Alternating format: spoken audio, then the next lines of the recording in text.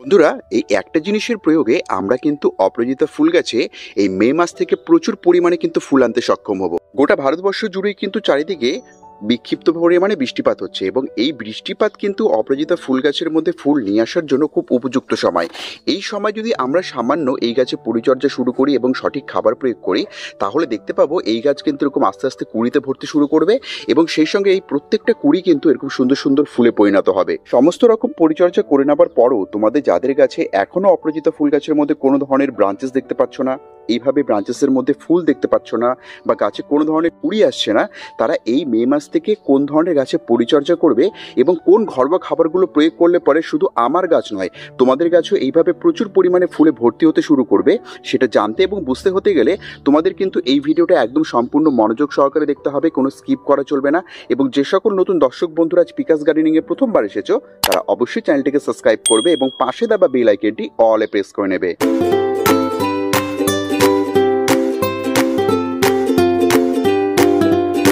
প্রথম যে পদক্ষেপটা আমরা অবলম্বন করব সেটা হচ্ছে গাছে ফুল নিয়ে আসার জন্য বা ব্রাঞ্চেস ডেভেলপমেন্ট করার জন্য আমাদেরকে কিন্তু এই গাছের মধ্যে পিঞ্চিং পদ্ধতি অবলম্বন করতে হবে এবং এই পিঞ্চিং পদ্ধতি কিন্তু এই অপরাজিতা ফুল গাছ ভীষণ পরিমাণে পছন্দ করে।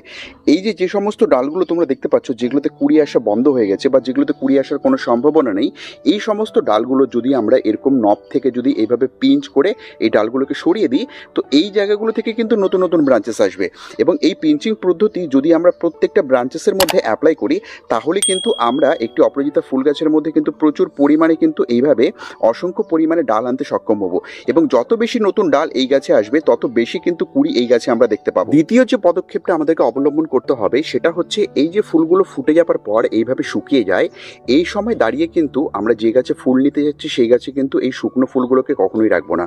কারণ কি হবে, এই শুকনো ফুলগুলো কিন্তু আস্তে আস্তে সিড পটে পরিণত হবে এবং সিড পট যদি প্রচুর পরিমাণে গাছে আসতে শুরু করে তবে কিন্তু এই গাছের মধ্যে শুধুমাত্র আমরা কিন্তু এইভাবে সিড পট দেখতে পাবো বা শুকনো ফুল দেখতে পারবো, কখনোই কিন্তু এখানে তাজা ফুল আমরা দেখতে পারবো না। তাই ব্রাঞ্চেসের মধ্যে যদি ভালো ফুল তোমরা আনতে চাও, অনেক সময় দেখবে অনেকের গাছের মধ্যে ফুল আসার পর ফুল আসা কিন্তু সম্পূর্ণ পরিমাণে বন্ধ হয়ে যায়। এর পেছনে কিন্তু মূলত এই কারণটাই থাকে যে আমরা কিন্তু ফুল ফুটে যাবার পর এই যে শুকনো ফুলগুলো থাকে এইগুলোকে কিন্তু তুলে ফেলি না। এই শুকনো ফুলগুলোই কিন্তু সিড পট তৈরি হলে এই অপরাজিতা ফুল গাছের মধ্যে কিন্তু আমাদের ফুল আসা সম্পূর্ণ পরিমাণে বন্ধ করে দেবে। এই সময় দাঁড়িয়ে অপরাজিতার বীজ থেকে চারা তৈরি করার কিন্তু উপযুক্ত সময় এবং এই গাছকে নার্সারি থেকে নিয়ে আসে প্রতিস্থাপন করারও কিন্তু উপযুক্ত সময়।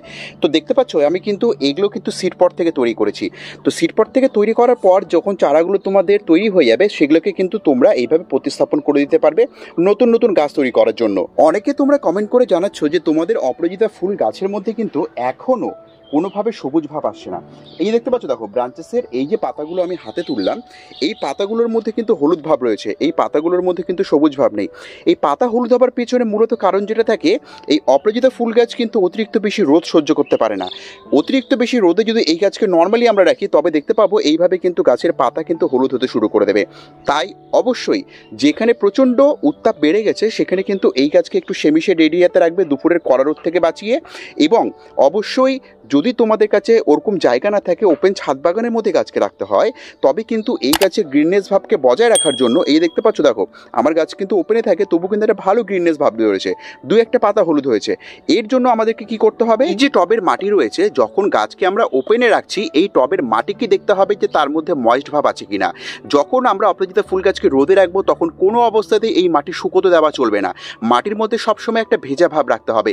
তাই অবশ্যই এই জিনিসটা খেয়াল করবে, যাদের কাছে শেড এরিয়া নেই তারা যদি গাছকে ওপেন ছাদ বাগানের মধ্যে রাখো, রোদের মধ্যে রাখো, তবে কিন্তু মাটিকে এইভাবে ময়েস্ট রাখতে হবে, না হলে কিন্তু তোমাদের প্রত্যেকটা গাছের পাতা কিন্তু হলুদ হতে শুরু করে দেবে।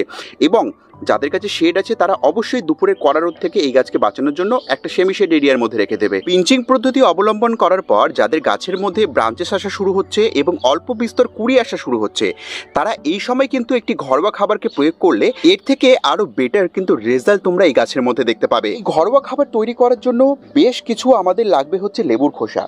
লেবু বাড়িতে খাবার পর এই খোসাগুলোকে আমরা ফেলে না দিয়ে এই খোসা থেকে কিন্তু একটু জৈব খাবার তৈরি করে নিতে পারি। যেই জৈব খাবারের মধ্যে গাছেদের জন্য কিন্তু রয়েছে নাইট্রোজেন, ফসফরাস, ম্যাগনেসিয়াম, আয়রন এবং সেই সঙ্গে এই খাবার কিন্তু টবের মাটিকে অ্যাসিডিক করতে ভীষণ পরিমাণে সক্ষম। যে সমস্ত গাছ অ্যাসিডিক মাটিকে পছন্দ করে সেই সমস্ত গাছে এই খাবার প্রয়োগ করলে কিন্তু অনেক ভালো রেজাল্ট তোমরা দেখতে পাবে। লেবুর খোসা থেকে তৈরি করা এই যে খাবারটা আমরা বানিয়েছি গুঁড়ো করে মিক্সিতে, এই খাবারটা শুকনো চা পাতার সঙ্গে যদি এই খাবারটা আমরা এরকম 1 চা চামচ মিশিয়ে নিয়ে যদি এটাকে আমরা একটা মিক্স খাবার তৈরি করে, এই মিক্স খাবার যদি আমরা প্রত্যেকটা অপরাজিতা ফুল গাছের টবের মধ্যে প্রত্যেক 10 থেকে 15 দিনে একবার করে দিয়ে দিতে পারি, তাহলে কিন্তু এই খাবারের প্রয়োগে গাছের মাটিতে যেমন নাইট্রোজেনের ঘাটতি মিটবে, তেমনই কিন্তু এই যে দেখতে পাচ্ছ লেবুর খোসার ব্যবহার আমরা করলাম, এ কিন্তু টবের মাটিকে অ্যাসিডিক রাখবে, সেই সঙ্গে গাছের প্রয়োজনীয় পুষ্টি মৌলের ঘাটতিকে কিন্তু পূরণ করবে এই জৈব খাবার। এরপরে আমরা যে খাবারটা এখন প্রয়োগ করব সেটা মূলত কি, এই যে নতুন নতুন ডগাগুলো গাছে আসতে শুরু করেছে, এর মধ্যে দেখতে পাচ্ছ দেখো অল্প বিস্তর করে কিন্তু 2-1টা কুড়ি দেখতে পাচ্ছি। এই কুড়ির পরিমাণ বাড়ানোর জন্য আমরা ঘরোয়াভাবে যে খাবারটা প্রয়োগ করতে পারি সেটা হচ্ছে কলার খোসা থেকে তৈরি করা পটাশ সমৃদ্ধ এই তরল খাবার। এই যে কলার খোসা থেকে তরল খাবারটা আমি তৈরি করেছি, এই খাবার প্রয়োগে কিন্তু গাছেদের মধ্যে প্রচুর পরিমাণে কিন্তু কুড়ি আসতে শুরু করবে।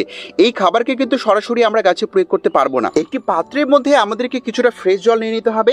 ফ্রেশ জল নেবার পর আমরা কি করব, এই যে তরল খাবারটা আছে এই তরল খাবারটাকে সামান্য পরিমাণ কিন্তু এই জলের মধ্যে দিয়ে আমরা কিন্তু একটা ডাইলুট করে একটা লিকুইড খাবার তৈরি করে নেব। যে লিকুইড খাবারটা আমরা তৈরি করলাম, এই পটাশ সমৃদ্ধ লিকুইড খাবারটা যদি এই খাবার প্রয়োগের পর আমরা আধ ঘন্টা থেকে 15 মিনিট পর যদি এই তরল খাবারটাও আমরা সঙ্গে সঙ্গে প্রয়োগ করে দিই, তাহলে দেখতে পারবো এই খাবার প্রয়োগে কিন্তু আমাদের এই টবের মাটির মধ্যে পটাশের ঘাটতি মিটবে এবং সর্বোপরি এই অপরাজিতা ফুল গাছের মধ্যে কিন্তু প্রচুর পরিমাণে কুড়ি আসতে শুরু করবে।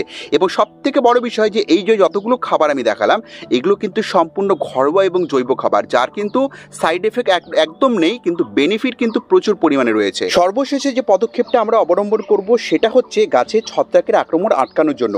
এই যে দেখতে পাচ্ছ দেখো গাছের পাতা যাদের এইভাবে ছত্রাকের আক্রমণে এফেক্টেড হচ্ছে, তারা এই সময় প্রতি 15 থেকে 20 দিনের মধ্যে যে কোনো ধরনের সিস্টেমিক ফাঙ্গিসাইড যদি এই গাছের মধ্যে তোমরা একবার করে স্প্রে করে দিতে পারো। যাদের কাছে ছত্রাকনাশক নেই তারা কিন্তু এখানে নিম তেলেরও প্রয়োগ করতে পারো।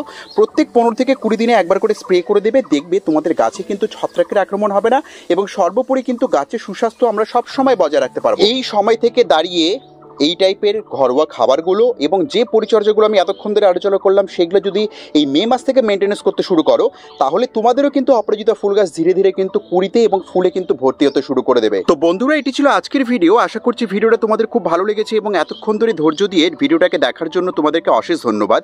এভাবেই আমাদের ভিডিওগুলো দেখতে থাকো, এইভাবেই পিকাস গার্ডেনিংকে নিজেদের ভালোবাসা দিতে থাকো। দেখাবে পরবর্তী ভিডিওতে এরকম আরও নানান ইনফরমেশন নিয়ে, এরকম আরও নানান গুরুত্বপূর্ণ টিপস এবং ট্রিক্স নিয়ে। কিন্তু ততক্ষণের জন্য আমার প্রত্যেকটা দর্শক বন্ধুকে আমি এখানেই জানাচ্ছি আজকের মতো নমস্কার।